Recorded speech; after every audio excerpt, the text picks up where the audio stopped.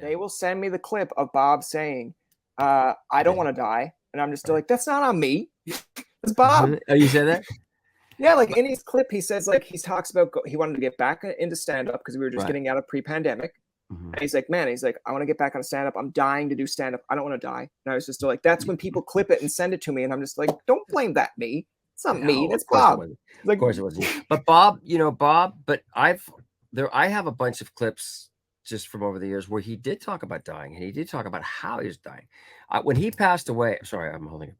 You did? No, that's fair. I'll join you in. I got one here.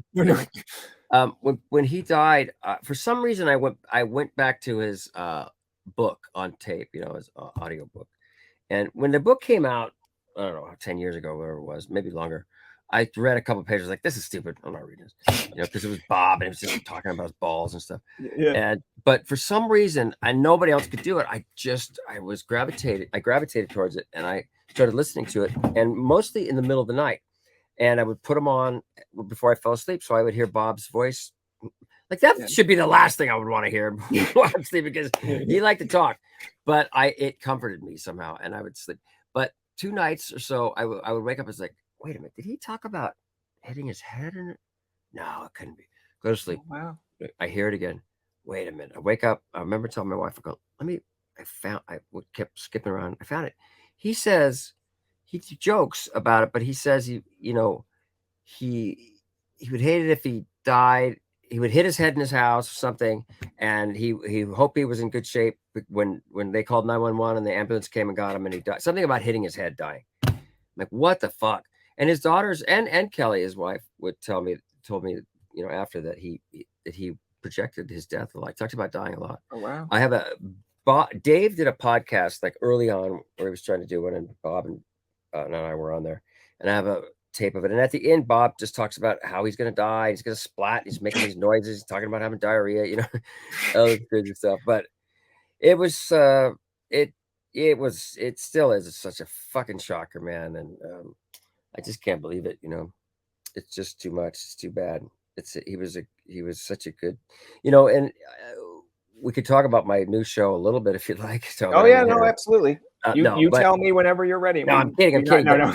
But what I was going to say is, and I talked about this, is that, so he died, and, it was so sad that he didn't know how loved he was, because he didn't. I mean, he probably, even though he would puff himself up, but it was all out of insecurity. He didn't really believe that he didn't believe, and he didn't know how great he was and how loved he was, but what a talent he was, and how many people admired him, and how many lives he's changed and helped. I have so many people go, Bob, you don't know this, but Bob saved my life. My sister's life was scleroderma. Bob did this. Yeah. He would do these little things for people. And it was just made me so sad that he didn't really know it, And so I did an episode, the last episode of Big Shots, this season 2, where a